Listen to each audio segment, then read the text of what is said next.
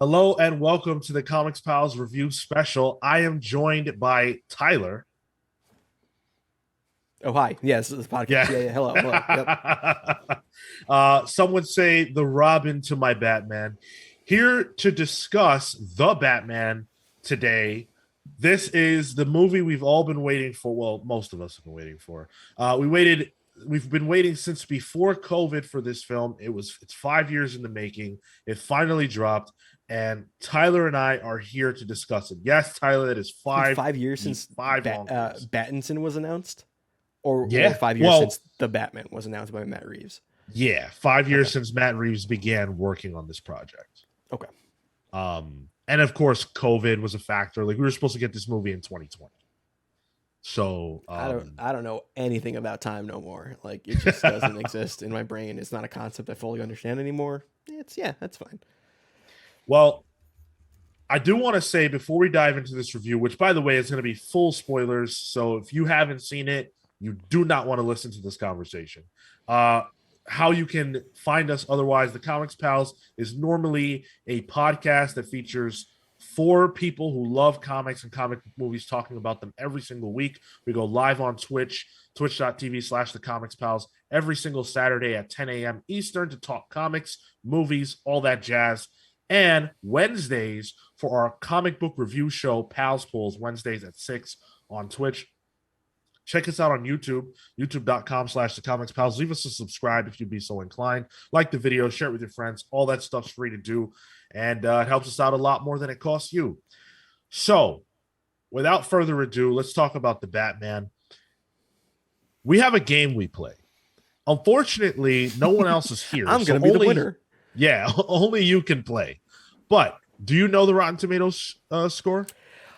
Admittedly, I looked at it, and also admittedly, I don't remember. All right, fair enough. I think I know the ballpark, but yeah. So we always play this game with these movies where we see who can guess closest without going over the Rotten Tomatoes tomato meter score, which is the critic score, and the audience score. So Tyler, go right ahead. So I don't know the audience score at all. That I don't Okay. know. But I think the tomato meter is, I want to say 83. Okay. And Well, audience, so I that's your guess final answer? 83 for critics. Yeah. For audience, I'm going to guess 92. Okay. Well, the tomato meter score is 85, so you were pretty in the ballpark on Okay. that. And then one over on the audience score. It's 91. Oh, okay. Yeah. Gotcha. So pretty close. Let's Not talk as fun about a game with the one person. yeah, I know, right? Normally we would do a spoiler-free section, but I don't feel like doing that. Um, We're not you live. know, You know what you're getting into. yeah, you know whether you want to see this or not, and you're here to hear us talk about what we thought about the movie as a whole. So we're just gonna get right into it. This is our first at bat with Robert Pattinson as Batman, of course. What? At bat, really? Uh, It's funny because you do wordplay without realizing it, and I realize it. And yeah, I'm like, really, dude. it happens literally all the time. So yeah, we have Robert Pattinson as Batman. Zoe Kravitz played Selena Kyle. We got Jeffrey Wright, who you will probably know from Westworld. Love Westworld. Yeah, or Boardwalk Empire, who played Jim Gordon. Colin Farrell played the Penguin, which is, we're gonna talk about that. That shit's crazy. And Paul Dano played the Riddler. That's essentially the like main cast. And of course, Andy Serkis played Alfred, and John Turturro played Carmine Falcone. I want to start with Bruce because in a 3-hour movie, to have one character essentially be the anchor, that's a lot of pressure to put on that character, that actor. Robert Pattinson was the big question mark coming into this movie. Could he pull it off? Is he Batman? How do you feel? Did he do it? First of all, I'd say the big question mark would be the Riddler. Oh, How do I synthesize my feelings on Robert Pattinson in this? I'll be honest. Off the bat, for the whole movie, I'm a little conflicted, and I'm not saying that in a negative way. okay. I have thoughts that I don't think I've fully put together in my head. So I'm hoping this discussion will actually help me with that, because Yeah. it's one of the first movies in a while where like I'm still not fully sure how I feel about it. I'm in the same boat to a degree. But Pattinson, super emo. Like, like I know that's gonna be like the meme people keep mentioning, but like Yeah. this is a very cerebral take on Bruce Wayne. It's very, it is non-traditional from what we're used to. Like we're used to getting, both sides of the coin with Bruce Wayne. You got the Bruce and we got the Batman, and if Two-Face was in the movie, that would be a pun, but it's not. Right. Yeah. But like this is a Bruce who's committed himself to being Batman. Where I think Riddler makes a mention of it here, where Bruce is the mask. This is who Bruce really is. It's Batman. Right. And Pattinson really kind of embodies that, where he's not talkative at all. He's very to the point. He's very singular in his mission. Where the only real look we get into him in terms of like his thought process and who he is as a person is in these like weird narrations that we get. That's him, I guess, narrating his detective notes. Yeah. Which is a real good play on, the old love detective that. movie trope, which I think is really good. I think this is one of the more comic accurate Batmans we've ever gotten in a way, or at least the type of Batman comics that I enjoy. I think Pattinson was a great Batman. I don't think he was a good Bruce Wayne. If that makes sense. So I have a lot of thoughts about this movie, like you said, complicated thoughts. And we probably should upfront say like, kind of like big picture our feelings about the film. Sure. So I guess I'll say I loved this movie. I thought this movie was brilliant.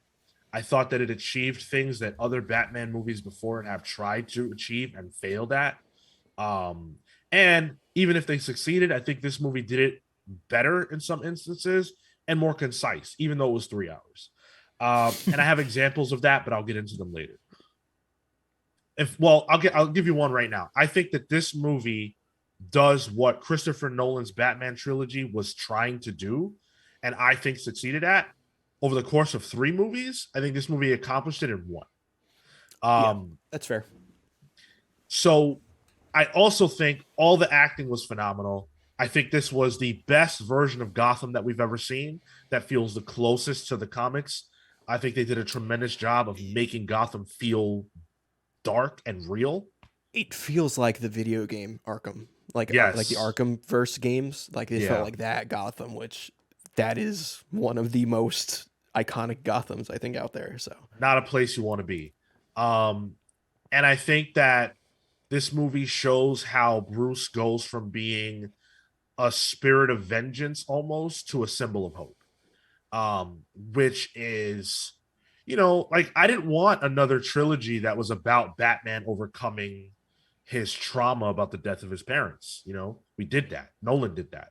This movie said, okay, that is real. We'll do that in the first movie, and then we'll get on to other things. And I'm really appreciative of that. I think the action was great. Every action scene was cool. And I never felt the length. I could have sat there for another hour. That's just how I am. But I enjoyed every single second. So for me, I would say about 90 minutes into this movie, I did not like it. Wow. I thought it was kind of just going beat after beat after beat, and it was a little, like the trailers made me feel like this would be a very visceral Batman. It's very, punchy, like the sound effects where he's fighting those like Joker kids or whatever. Yeah. And you hear like the bones crunching. Like I thought that would be the movie in its whole. I thought that would be like a sliver of what the movie would really be. But it's much slower than that. But then about 90 minutes in, I realized these guys are being super unapologetic about their source material. Whereas every other Batman movie tried to reinvent it or kind of brush it under the rug about what it really was. Where this, like, Penguin's called Penguin. Riddler is called Riddler. They don't poke fun at what they are. They just are. They just are. Yeah, exactly. And it felt as close to the animated series that I've felt in a while. And then I think once that clicked in my head, I really started to enjoy it. And I think I enjoyed it as just a noir detective movie. Yeah. I'm a big fan. Like one of my favorite movies is Seven. And this movie has strong Seven vibes, almost to a fault about how 70 it is in terms of its structure. Um, but yeah, that's like if that's something that influenced it, it is very evident. Well, yeah, I mean, it definitely wears its influences on its sleeve, Yeah. even beyond comics, like you said, which I love. I love that about the movie because its DNA and pedigree is rooted in things that I like you said. Hmm. So, of course, that's going to be fantastic. You know, one of the things that I always hate on is when these movies kind of like shy away from that stuff. It's like, no, lean in, let's do it. Yeah, and like I know this is controversial, but that's one of the reasons why I like the Schumacher Batman movies because they lean in as they lean in very hard, where they almost fall over because they're leaning so much. Yeah, Um, but where like the Nolan ones, and especially Batfleck, almost seemed ashamed of the source and like I'm gonna make it realistic. And, the actual source be damned, it's gonna be as human and realistic as that source material can be without being goofy. This movie is goofy at points. It is over the top yeah, at yeah, points, especially the Riddler stuff. And I liked how unapologetic it was at that, which is it totally. wasn't what I was expecting at all. And because Pattinson plays a much more cerebral and internal Batman, it lends itself to the detective aspect of it. Jeffrey Wright is a great support. Like it's almost like a co-star in a way, Yeah, yeah, because in a way it is a buddy cop at some yes. point. A good half of the movie is a buddy cop movie, which even Penguin makes a joke about. He's like, "What is this? A good cop, bad cop?" And I'm like, there's some good zingers in this movie. I gotta say, There really are, and they yeah. come out of nowhere too. And I'm like, "Oh, okay, there's humor in here. That's good." Yeah. Speaking of Bruce, I want to, jump back into that. This is a Bruce who is brooding, who is deeply in pain about what happened to his parents. And I wasn't sure to what degree this movie was going to tackle that stuff. But they go there. You can tell from the trailers that obviously like he's beating the shit out of his like his enemies and stuff. And so we know that. We know he's angry. I didn't realize they were going to kind of unpack that stuff. This movie opens on a scene where you're watching a child playing with a sword and fake stabbing his father or whatever in a mansion, and someone's watching. And my thought was, oh my God, they're changing his origin already to where the murder happens in the house, That was to my where his initial parents thought are too, killed yeah. in the house. Right. And then I realized, obviously, when they want you to realize that no, this is not that. You're watching someone else you're watching another child's parents die. So they don't show you Bruce's literal origin, but they do through this character, through this Yeah. child, which was absolutely brilliant. And yeah, they mention, the parents getting, killed. It's kind of one of the major plot points of the Yeah. movie. But they don't show it. And I'm glad we're at that point where like we're just done showing that shit. Yeah. Like I think the last time was Justice League or Batman vs Superman is when the last Yep. time we saw it. It's like it is in the public consciousness. We don't need that anymore. Spider-Man proved it. We didn't need to see it with Spider-Man and Uncle Ben again. It wasn't There were Joker, ways, to be fair. fair, but I think that was used to then. I don't think that was necessary at all. No. It really wasn't. Yeah. But yeah, I got a question for you actually. So if this movie, it's 20 years since Bruce's parents were killed, right? And it starts in October. So let's say it starts October 2021. 20 years ago, 2001. What movie do you think they were seeing in theaters at that point? I have That's the a answer. great question. I don't know. There's only one answer. What is it? Bruce's parents got killed after they all went to a family screening of Shrek. What? It's the only answer. No, dude. First of all, they weren't at the movies. They were at a play. It was 2001. Zorro. They were seeing Shrek. Everyone saw Shrek in 2001. That's the only way we got through 9/11. Let's be real. No, we got through 9/11 through Spider-Man, okay? And some Nickelback music. And the second one, they're like, we're gonna one up Nickelback with Dashboard Confessional. Yo, that We'll get to Dashboard music in this Confessional. movie though. Yeah, We'll yeah, get to music in absolutely. this, yeah. But like the journal stuff you mentioned, that's very year one. Like that's Hmm. all in year one. And I like that. I like the fact that the movie was comfortable with letting us live in Bruce's head in that way. And so that it didn't require him to constantly always be speaking to someone else. You could have those scenes where he's by himself and brooding and sitting at the computer, taking off his clothes, and we can get inside of what that must feel like to just have come from beating the shit out of some criminals, but also taking your licks too. This is not a perfect Batman by any means. He gets his ass kicked. He sucks. Yeah, he's good enough to beat up regular people, but he sucks. And I think, and that's where it's tricky the way Pattinson acts in this, because a lot of the character moments are not stated. It's Yeah. between the lines. It's body language. It's the way he looks at people. It's the way he responds to people or acts towards people. It's very understated in the way he has to pull, and I think he ultimately pulls it off. Yeah. I think some of the dialogue is a little hokey in it, especially the Catwoman Batman dynamic. I thought some of the interpersonal stuff was like, oh, now Batman can make jokes when a beautiful woman's there. But I guess maybe that's the point of Bruce Wayne. That Yeah, I could see that. I definitely felt what you're saying about the dialogue at certain points.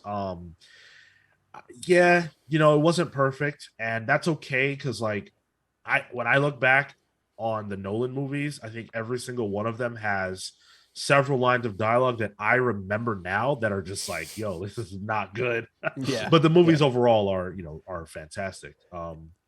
So but yeah, in space is definitely. yeah.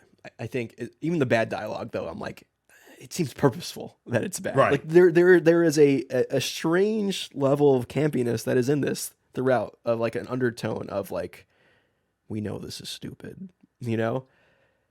That is, it is Yeah. just there. It's just there, and I think that's something Matt Reeves would do purposefully, because that's Batman. Honestly, like I think at his core, Batman a little fucking stupid, but like enough so that you can hide it over all this great stuff.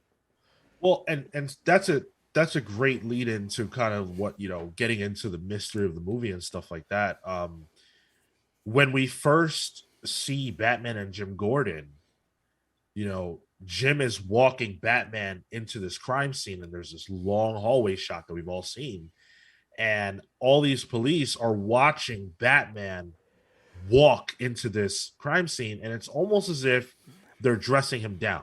You're watching police who are wearing a costume as well, just like Batman, but they're official. We respect police. Some of us do. And we understand that, they're real. They're an authority. Batman is wearing a costume too, but he's a joke. They openly, to his face, call him a freak, a weirdo, all this kind of stuff. They're not afraid of doing that. And that's something that you would never really see anywhere else. Like they really dressed Batman down. And also all the other Batman movies, he just shows up in the shadows. He's very Right. present in this. You know Yeah. what I mean? Like, yeah, in terms of like the villains, all like, oh, he could be lurking in the shadows at any point. There's That always was that great. fear there. But in terms of his relationship with the GCPD, it's very like it's contentious, which in the comics it really was. Like year one, the main crux of the story is the main villain is the GCPD Yeah. in that book, honestly. But seeing that relationship grow in this was very interesting because they have a full arc, that relationship between the two. Yeah. And that scene you mentioned where he's almost doing like a reverse perp walk, or it's him being entered into the GCP as opposed to them taking him out, which is what we usually see in film. And at the same time, Gordon's kind of an up and coming, you know, He's a lieutenant. yeah, he's lieutenant, but he's not commissioner yet in this. Yeah. So he still has people to report to. So they still question him. Yeah, no, that's the dynamic that I did enjoy about the movie a lot. And even the way that Jim speaks to Batman is very casual. He says like, "Hey man, we got to get out of here." You know what I'm saying? Like there's a casualness even in the way that he is spoken to, where the people who talk to Batman do not fear him. They're not afraid of him. They're not afraid to say what they think to him. He hasn't built that sort of like legacy of fear yet. And by the end of the movie, not to skip ahead too much, but like you kind of gather that that's not what he wants anymore, which is really interesting change of pace for a character whose origin is rooted in wanting to scare people. Yeah, yeah. I mean, we'll get to like the whole Yeah. ending of the movie and what that symbolizes, which I thought was phenomenal. Yep. Although a little on the nose, but really good. But yeah, I It's think funny. Yeah, go ahead. I was gonna say Jeffrey Wright, one of the best voices in Hollywood right now. I love Jeffrey Wright. He's fantastic. He kills it in everything he's in. And it's really nice to see a super competent Jim Gordon. Yeah. Super competent, a part of the movie, as much as like let's just say like Catwoman, right? More so. Yeah, more so. But the one criticism that I did have of the Jim Gordon character is that we didn't see his family. And I really, really was hoping they'd find some time in 3 hours to show, his personal life a little bit. What's his skin in the game? He's a good cop, but why? What's he fighting for? I think that was purposeful because his whole thing is like he's the good cop. Like Batman says it towards the end. He's like, "You're a good cop, Jim." And I think that's really all we needed for now. Is like he is the opposite. He's the foil to the rest of the cops in the movie. Yeah. Which is one of the main driving forces throughout it. And his realization, although like everyone being corrupt and Jim's like, "Oh, what? He's corrupt too?" It's like, you're a good cop, maybe not a good detective, but right. There were a couple like detective points in this where like even I was like, I could have called that. Like, why are you guys surprised? But yeah, no, I thought Gordon was fun in this. Yeah. Gordon was awesome. Their relationship was fun. I think the first time we really saw Gordon matter in a movie was, of course, in Batman Begins, The Dark Knight, and Nolan stuff.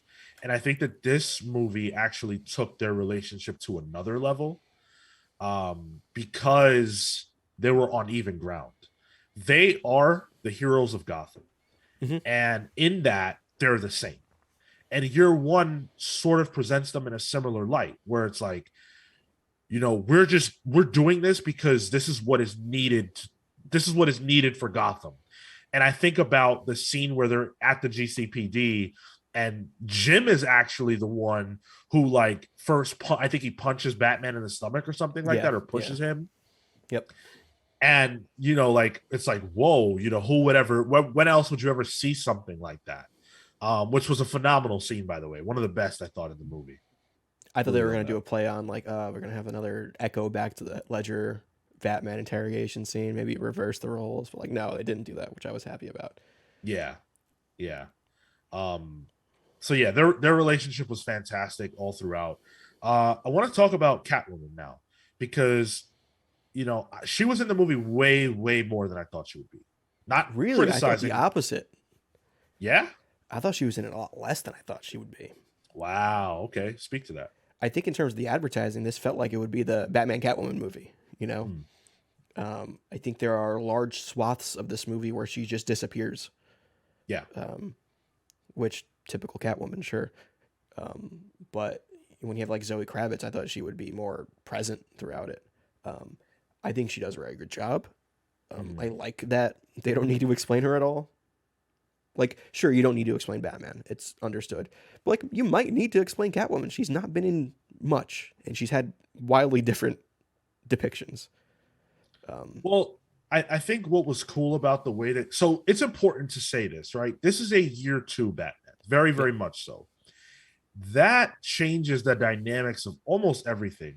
Because it's a Batman who's been around for 2 years. It's a Batman who has encountered a lot of people. But more importantly than that, this is a Batman who has inspired already. What he inspires is part of the story. So we learn that Paul Dano's Riddler is actually inspired by Batman. You can infer that Selina Kyle puts on the catsuit because of Batman, just like in year 1. And I love that they kept that element and that DNA. And so Catwoman may not be in the movie as much as Jim and Bruce, but she has an agenda that's separate from theirs. So when she's on her adventures, it's almost like her movie. You know, she kind of takes it over, which is pretty cool. Miniseries coming to HBO Max soon. I'd watch. Listen, bro. Same, I'd watch anything Zoë Kravitz is in. She said that she had to get ready for this movie. She drank milk like a cat, and I'm trying to see where, you know, is that video going to be anywhere? Yo, you're lactose intolerant, my dude. It's two things you can't get now. Moving right along, and I'm not lactose intolerant. Yeah, I appreciated. I it's different. Yeah, yeah, I appreciated her a lot in this movie. She felt like an actor, and when I say that, I mean that in the sense of she actually had an agenda, she had a goal, she had desires that she drove. You know, it wasn't her tagging along with Batman like Jim. She was the driver. Sometimes Batman had to follow her lead, and I appreciated that a lot. Especially in terms of the female character, she's not based solely on Batman's agenda. She's doing her own thing. She has relationships outside of that. You know, honestly, their relationship does not really grow that far in this. It's almost like teased. It's like we almost get there. We get Bat blue balls a bit. We like almost get there, and then they drop it. You know, for the movie. But again, there are some deep, heavy allusions to Tom King's Batman Catwoman dynamic. They even said Bat and Cat. She says Bat and Cat. That has a nice ring to it. Something like that. Yeah, and then the part where she's like, I have a thing for strays, literally in one of his issues. Yup. Which it's funny how like that's what we get in this. Like, I agree. It's very good stuff. Read that Tom King stuff. It's good. But like seeing that allusion to it, I think it was nice how physical and competent she was, you know? Yeah. Like she didn't need to have a mental break like, you know, Michelle Pfeiffer's Catwoman to be as physical as she was. She didn't need to have mystical powers like Halle Berry's, right? Isn't that what it was? Yeah. It's just like, we don't even need a backstory of how she learned all this. She just can do it. She is self-sufficient. Which in a way is like those cats that she has that she just lets in an abandoned, beat up apartment after a while. My wife was like, she doesn't take care of those cats. I'm like, the cats, they can handle it. They got it. Well, it's worth pointing out that they don't show how anyone can do what there are no origins in this movie at all, which I loved. I loved how they just are. You know, this movie is Darkseid is, but also this movie is, which I appreciated. It was bare bones in a way. It's like, this is how it is. Deal with it. I'm notorious about not really loving origin movies. I feel like they're sort of played out, and you often can't get to the meat. And this movie said, yeah, let's say screw all of that and get into it. You know, like let's talk a little bit about Riddler, because Riddler is, you know, the very much the forward-facing antagonist. There are other villains, but Riddler is the main guy, and there's so much to unpack with this character, dude. Like, first of all, you know, when you talk about the lack of origins, we know why he's doing what he's doing, but we don't know how he can.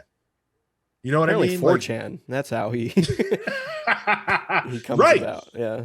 This Riddler is the manifestation of like internet trolls and people who just have a lot of time on their hands and the ability to uncover information through paying a lot of attention to things on the internet and crowdsourcing knowledge and white nationalism.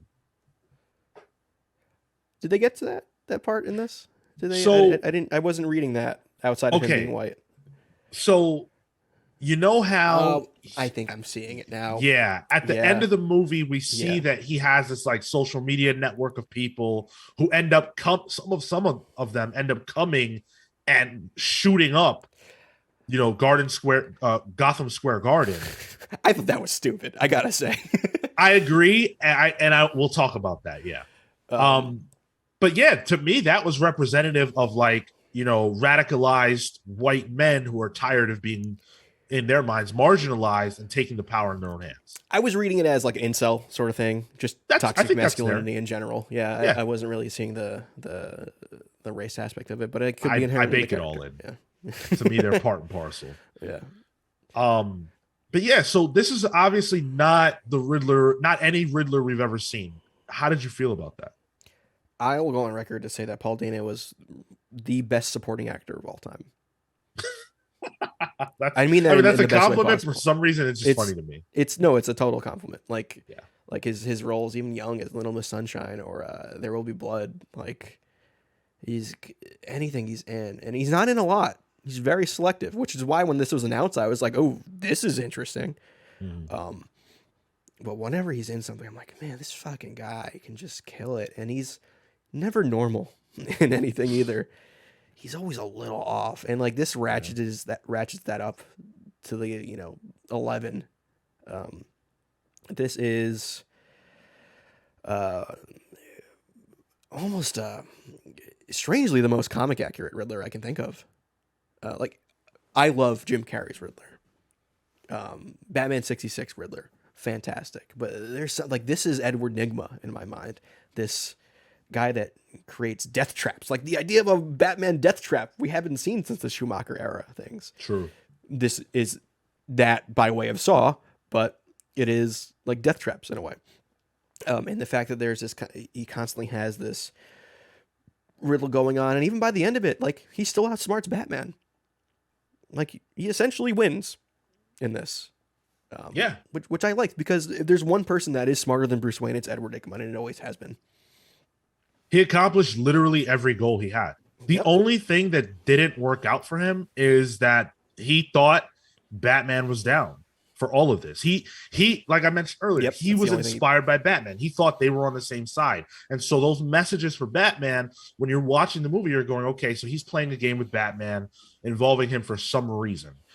But by the end, you realize actually he thought they were working together, which is crazy. I actually ended up feeling bad for him because I was like, oh, he's ill. And that's why Paul Dano is so fucking good in this. Yeah. He's ill. He's nuts. And Batman's villains are. They are for the most part. Like you could make an argument for like Poison Ivy, not necessarily, or Two-Face, but like by and large, these are people who have extraordinary situations, but they're in a very ordinary way. They need help. And True American hero Batman beating up the poor, disenfranchised, and mentally ill. as he's known for. One thing that surprised me about this version of the Riddler was his physicality and the like very visceral, primal way that he kills people. In the beginning of the movie, we see him, kill that the mayor. I think it was the mayor. Yeah. And he just hits him over the head with something. Dude, that scream he gives too. It was like, the scream that did I was it like, for me. oh, what? Oh, that scream was more violent than what he did. You know what I'm saying? And so Paul Dano was able to find that violence inside of himself and bring it to life in a way that I have never seen from a comic book villain. Yeah, it is disgustingly creepy. Yeah.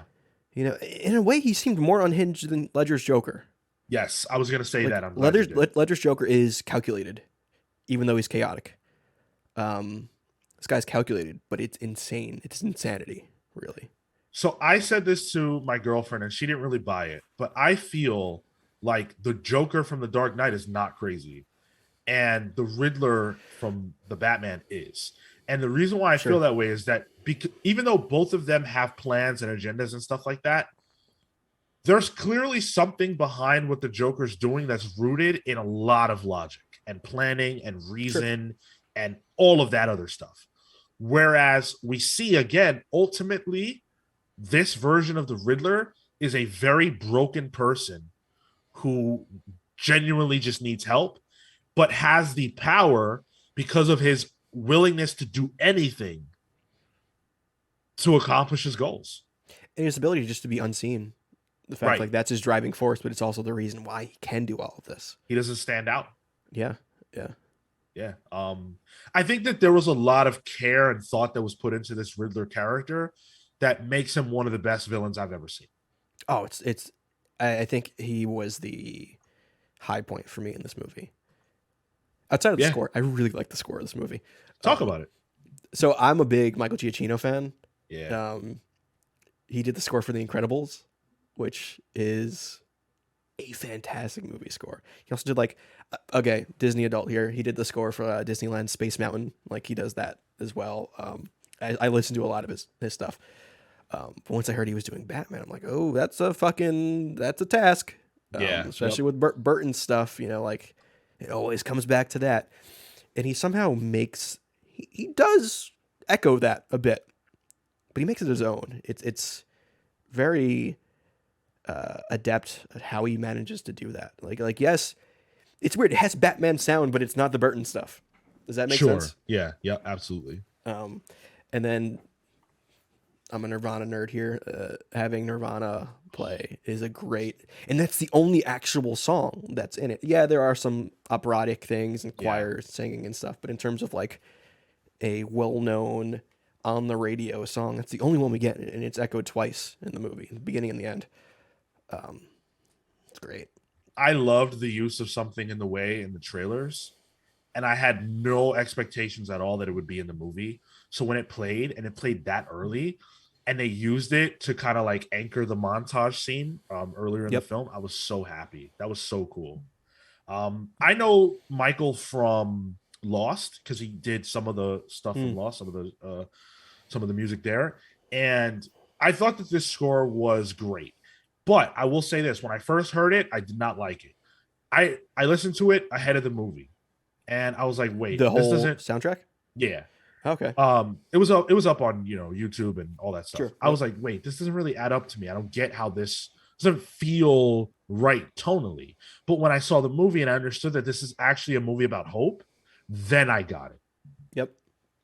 Because it's the most hopeful Batman score we've ever had. It's almost like a reversed version of the Tim Burton theme. Sure. Where like the way the score it goes upwards, right? If I'm remembering that correctly, in terms of the tone, and it becomes hopeful in the way it is, where Burton's is like it's just dark the entire time, and it just weighs in on the heavy in the it's good stuff. You want to talk about some Colin Farrell? That's exactly where I wanted to go, dude. As much as I loved the Riddler, and I think the Riddler is easily one of the best villains in a movie, I think you have to add Penguin to that conversation, because first of all, from an acting and a prosthetics perspective, a makeup perspective, how the hell did they pull that off?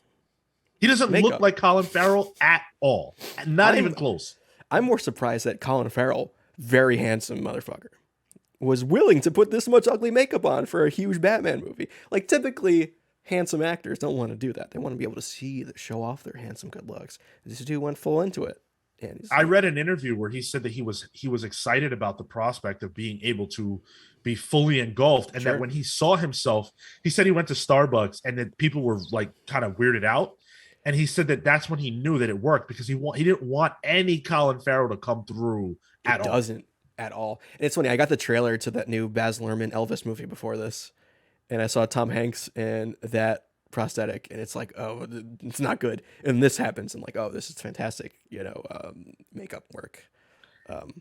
And the Penguin, in my mind, is always the lieutenant villain. He's never the main villain, but he's always a driving force that kind of gets the plot going. He's always looming in the background, and they used him perfectly in this. That's always how I think he should be. Totally, yeah. I think that this was very much an underboss Penguin, not a boss. The fact that they had Falcone in the movie helped, because it allowed Penguin to be a threat and to be, what he is, but there was someone over him who mattered more. Penguin in this movie is not like what I would have expected at all. It's not how I think of Penguin in terms of the way he spoke or anything like that. For you, yeah. I got Italian mob. I mean, that's kind of what he's been doing in this, but like he's getting like a New York Italian accent. That's what he did, but I never thought of Penguin that way. Me neither. Okay, I got Danny DeVito, like walk, kind of real cheesy stuff. Like, that's how I view Penguin traditionally. Exactly. And so, but in this movie, he was funny. He was physically confident. He didn't flinch at Batman at all. Not at any moment. He was always like, okay, so what? like Even when Um, Batman breaks his head into some glass. Like, okay, maybe the car chase scene. He is little freaked out there, but admittedly so. I think so, but even then, like, which one of my favorite scenes? We got to talk about that car chase. That was fantastic. But when this is one of my favorite moments in the whole movie, where he thinks he's got Batman, and he's like, "I got you," and he's so hyped that he feels like he beat the Batman. Oh man, we saw it in the trailer. I popped huge even in the theater for it. It was amazing. The And then the suspension on shot, that Batmobile, though, it's fucked after that. yeah, Yeah, oof. the shot of Batman walking towards him, that's the upside down camera Mm-hmm. angle. Oh my god, dude. Some of the cinematography in this was brilliant. Yeah, in terms of cinematography, there's a persistent shot they used a lot, specifically during the Riddler stuff, where it's like you're not looking through a peephole, but you're looking around a corner of something. It's like it's a creepy, where it's Awkward. only focused on. It's almost what I would imagine a left hand vertical panel would be in a comic, if that makes sense. Yeah. Yes. Where you only see this sliver of something, and it's used throughout it, where you're like you're not really focused on the big picture, which is a theme throughout this. That I think they really play on in the way it's shot. Even in the car chase, the camera is often tethered to either Batman or Penguin's car. So Yep. you don't often see the full scope of the chase. You see it from the perspective of the people who are involved in it. And that's very atypical for a car chase. Typically, they want to go as wide and big picture as possible to get the scope of it. This felt like a smaller scale car chase.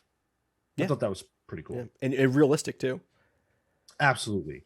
I also wanted to say that, with all these villains and characters, it all felt connected.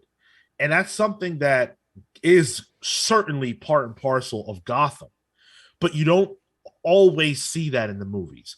Every character has some connection to every other character in some way, shape, or form.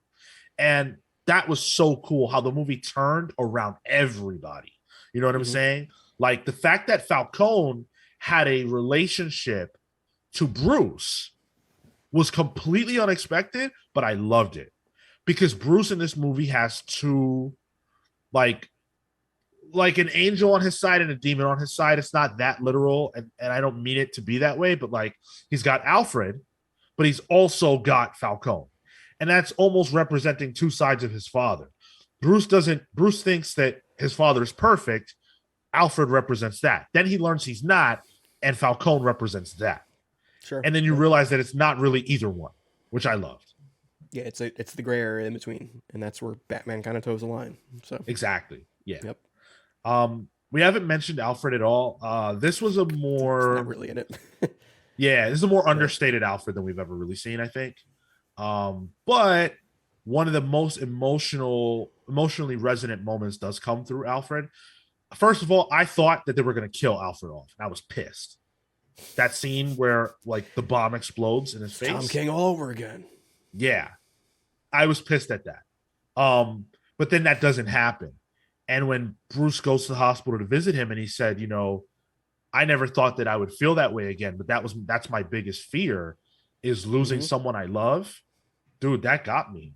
It's one of the Because few yeah. moments where we get Bruce outwardly expressing something, or it's not Yep. internal. And by the way, before this movie, what would you have said Bruce Wayne's biggest fear is? I mean, I guess the death of his family. You know. His Bat family. Sure. Yeah, or his biggest fear is reliving the His death of his trauma. parents. Yeah, his Okay. trauma. I would have said his biggest fear is failing to save Gotham in an ultimate way. Like something happening that would Okay. destroy Gotham. But I don't think that either one is necessarily correct or whatever. That's what I would have said. But this movie taps into what you said. And I never thought about that. And that hurt. That crushed me. Like, damn, he's a child. Hmm. He's afraid of reliving that trauma. This is the most traumatized version of Batman we have ever seen. Yeah. And that point is laid out clearly at the end of the movie where he thinks that Catwoman is going to die and he pops that adrenaline and goes haywire. I thought that was Venom for a second. I was like, oh, what? That would have been crazy, right? Yeah. That was maybe my favorite scene. Seeing him Okay. lose it on that guy and having to be stopped. My Um, my favorite scene throughout the whole movie is the whole Riddler at Arkham scene. Like that was when he's great. talking, like that interaction between him and Bruce. I was like, oh, this is good. Yeah. It's the whole Kevin Spacey and Seven in the middle of the road. You know, like what's in Mhm. the box sort of scene. You know, it's great. and and we talked about like complex feelings about the movie, and so when Riddler gives himself up, I was like, no, why? To the point where I had a theory I never talked about, where I thought that the Riddler would have either a brother or twin brother, or that there would be multiple Riddlers, because I just didn't feel like one man could do everything that the Riddler was doing. And based on the trailers, they show him getting arrested, and I thought, okay, yeah, that'll happen, but there will still be a Riddler. I Um, yeah. my thought was that he wouldn't be Edward Nygma. I thought he was going to be Tommy Elliott, and that would have been the swerve Oh, because okay. the news reporter who Edward rats Elliott. on they were Elliott's, and the Yeah. big hush goes on the screen for a second. I'm like, oh, I see what you're doing there. Yeah. So I Yeah. thought that was going to be the turn. It's like, oh, this is kid he grew up with this whole time, and he knows who Bruce is. Major Easter egg. Yeah, yeah. Um, but so I was like, I don't love it if he's just one dude and he allowed himself to get arrested, till I realized, oh, he won. It doesn't Hmm. matter anymore. He doesn't care about his own life. He only cares about accomplishing his goal, and he did every single thing he wanted to do. And in a weird way, that harkens back to the comic books, where like Riddler had goons in a Yeah, realistic way. You know, like yeah, every Batman villain's got a set of goons with them. And like once yeah, this movie introduced the Riddler goons, I'm like, yes, this is what I like. You know, yeah, yeah, yeah. So like I said, like once the movie started, like we are like halfway through, I'm like, oh, I get it now. I'm digging this. I like it. yeah. Um, I wanted to talk more about Falcone just a little bit, because John Turturro being him was completely out of left field for me. I know him only from Transformers, and so I You ever was watch like, Mr. Deeds or Big Lebowski? no. Oh man, he's great. He's a great actor. Um, I couldn't believe how good he was in this role. Making Catwoman his daughter Makes sense. was, I thought, fantastic. It added again a connection between these characters that I really enjoyed. And her desperation to kill him was, I felt a lot for her in that moment. And then the fact that he was willing to kill her was crazy too. Hmm. He was down to kill his daughter, and he knew that. And then the fact that they even managed to get him the scratches underneath his eye from Catwoman, Yeah. I was like, oh, that's it's a Long Halloween thing reference, Mm-hmm. right? Yeah, yeah. Yeah, I was like, oh, Falcone, like the crime bosses of Gotham are so under. I feel like have been so underused and outside of like the Gotham TV show, which Right. that is what it is. But in terms of movies, they're underused because they're one of the biggest villains in the Batman. You know, if we ever do a ranking of Batman Rogues Gallery, I would probably put like Falcone pretty high up, honestly. I love that dude. Yeah, for Yeah. sure.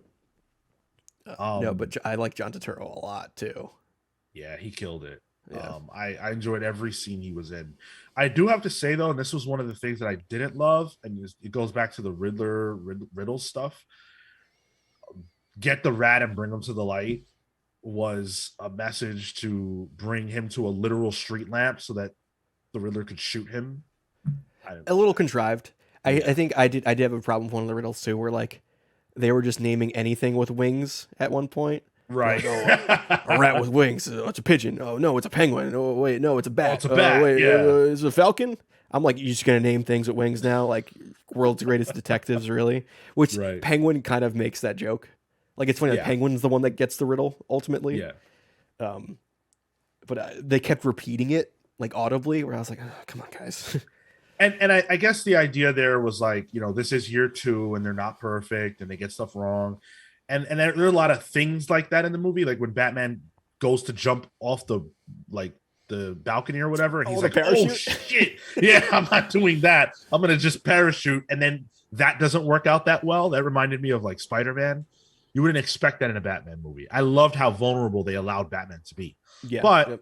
um yeah, I think what you pointed out is just like, this is a little bit too far. Guys got to put Um, more stats into detective mode, honestly. But word. Also, they repeated things a few times. Like in addition to what you pointed out, uh, Bruce slash Batman goes to the Iceberg Lounge 3 times, and they do the same bit three Yeah. times, and I thought that was a little bit much. And everyone uses the term vengeance. Like I've never said Yeah. vengeance out loud outside. Like it is not in my vocabulary. Why would it be? It might be in Matt's vocabulary, but it's not in my vocabulary. Right. Yeah. But like it's in everyone's vocabulary here apparently. So Yeah. Like, does he tell everyone that line? Did everyone hear that when he said "I'm vengeance"? Did all of Gotham hear that? Because everyone knew it. Yeah. But like small critiques like that are there, but I don't think in no way does that paint the picture of the movie. Not for me. Sure, agreed. Yeah, I think some of it was clouding my judgment throughout it, where I was kind of like, oh, there's a little thing here, a little thing there, a little thing here. Is that equal a big thing? But at the end, I don't think so. I think at the end, it's a very good movie. Yeah, I don't know if it's my favorite of all time, but it is high up there for me. Favorite of all time as far as Batman. Yes. Yeah. Okay. Yeah. I'm still waffling with that. I need another watch. Yeah, exactly. I'm not ready to say. Like, I knew that The Dark Knight was my favorite Batman movie when it came out, but there wasn't like the competition wasn't that stiff in my eyes at the time. It's still not stiff since. Well, right, but like now that movie exists and Rises exists, which for me is a classic. So I have to really think about this some more. But before we close out, I do want to talk about the end of the movie. So the Garden Square Garden thing, which we both agree is lame. This was the most New York Gotham ever, by the way, and it's because Matt Reeves lived in New York for a while. But before we talk about Gotham, can I just say, who the fuck did interior design for Wayne Manor? That was Castlevania. That was like that thing took me out of the movie. Like in terms of we're talking like set design, it was just wild. It's like, oh, we're gonna put a flying buttress everywhere. You wanted goth Batman, but we got gothic Batman instead. Yeah, true for sure. Yeah, seeing like a literal translation of Madison Square Garden and then even 42nd Street, it threw me off. I don't really want that. I want the place to look like its own thing with echoes of reality. But putting that aside, so everyone packs into Gotham Square Garden and to escape a flooding that's going on because the Riddler blew up several locations. That I'm all cool with that. Batman decides, all right, to get in here, and save everybody. I'm gonna blow up the roof. Fuck the debris. I'm just gonna blow the roof up because I need to do that to beat the 7 goons that are in this building shooting. They all had shotguns apparently. So yeah, Batman's one weakness is shotgun. I didn't love that. I think that was way too careless on Batman's part, and a little bit anticlimactic. I think the premise of the climax was sound and good. Mm-hmm. Like the reveal of the goons and like, his plan isn't done yet. Good. I think it went a little over the top in what happened. I think this could have easily been done if it was City Hall and, a little smaller close quarters thing. Instead it went like full big budget movie, Yeah. I think flooding Gotham, it leaves at an interesting point, especially if we have a sequel. No Man's Land vibes. Yeah, we got exactly. That's what I was thinking. Yeah. Or even like Year Zero. The Snyder stuff with Joker. Yep. Introduced Duke here. We haven't had Duke in a movie. I had thought that kid, that black kid who runs away, could be a Duke or even a Robin. Interesting. Yeah. It's but if we're gonna talk about like the hope aspect of it, you wanna touch on that? Yes. So there's a kid, I mentioned him earlier, who he knows his father died, right? And he's confronted with the body and all that stuff.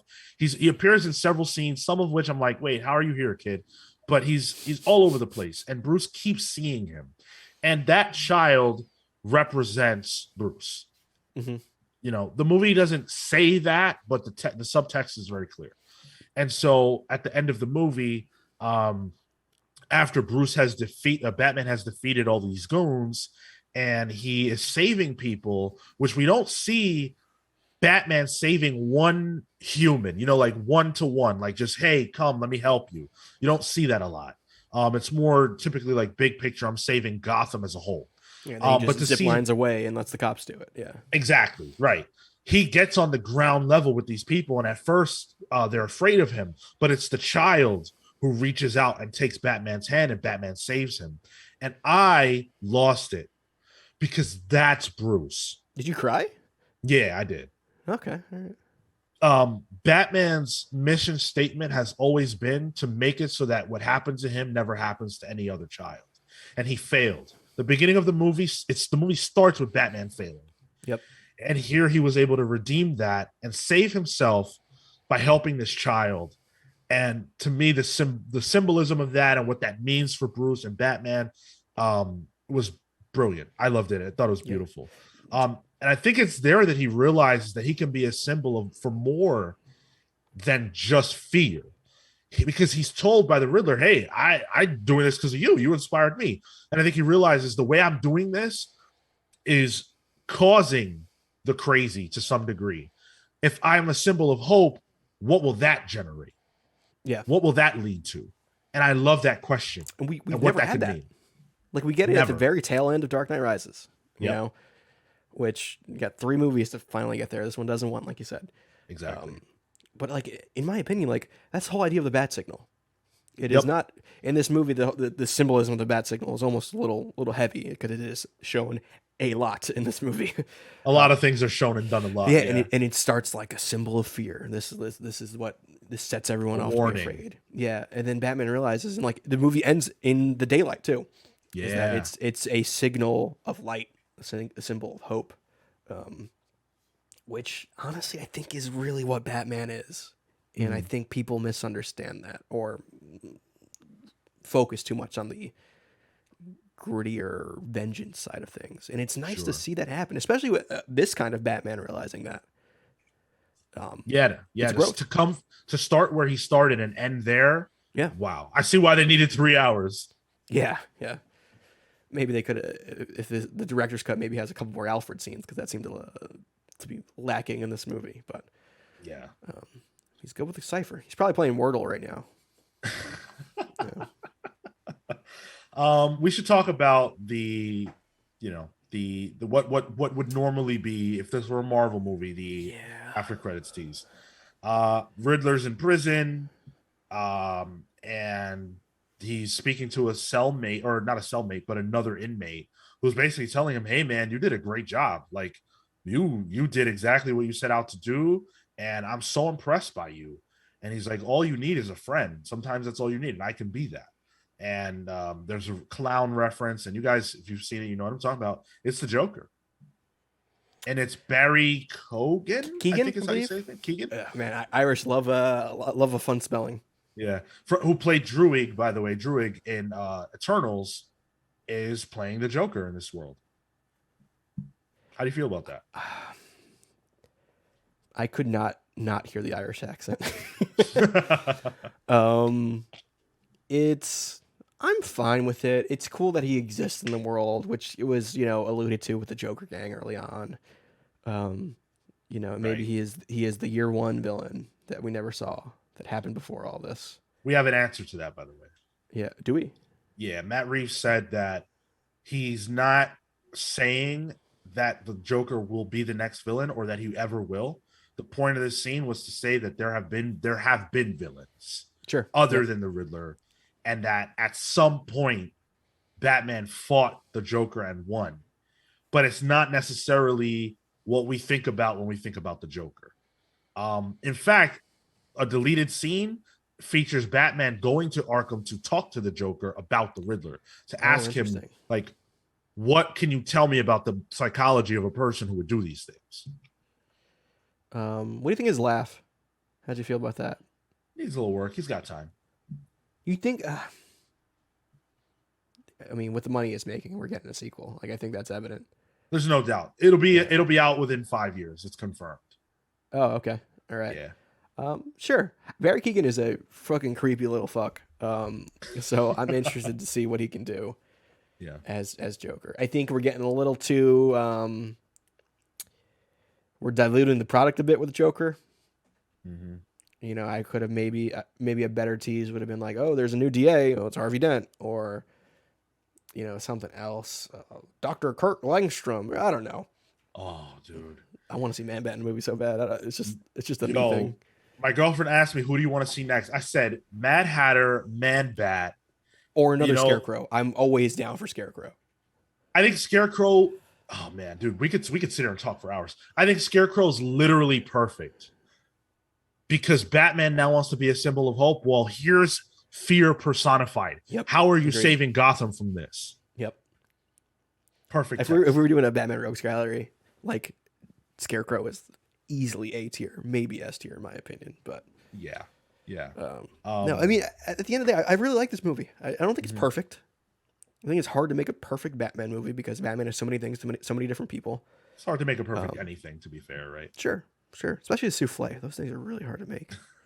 Just deflate when you make them. But yeah, I enjoyed it. I really liked it. Yeah, I thought it was a masterpiece that's not without its flaws. I think it easily stands within the upper echelon of Batman things. Sure. And especially when you're talking about live action, I think everybody involved did a great job. But Robert Pattinson should silence all the haters. There's no way you can deny his performance, what he brought from inside to this character. I thought was special, and it's not often that you see a character or an actor really fall into a character this way. Go ahead. I hate Robert Pattinson haters. They're like, oh, he's just a Twilight guy. Like, it's corny. Hard times. Watch The Lighthouse. Lighthouses. Also, it's got real next level Defoe in that one, so I do recommend The Lighthouse. It was also over a decade ago. Yeah, exactly. Let the dude grow. You know. Yeah. Come on. And also, like, whatever. Anyway, I think that this is a movie that, as I go back to it, I will enjoy more, and I loved it a lot the first time around. Yeah, I'm really interested to see what my second viewing take is going to be on this. I don't know if I'll go to theaters again for it, but especially not on AMC. But once it comes on the HBO Max, I'm definitely going to check it out again to see what it's like. Also, I felt like the sound in my theater was a little off. I feel like my home system might even be better for sound, so I'm kind of interested in that. Did you see it in IMAX? I did not. No, I just saw it on Regal. Oh, all right, well, that might be a part of it. I mean, I saw Dark Knight in IMAX, like true IMAX, way back when. Oh, that was the fucking shit, man. It's beautiful. I think I lost some hearing since from that, but great.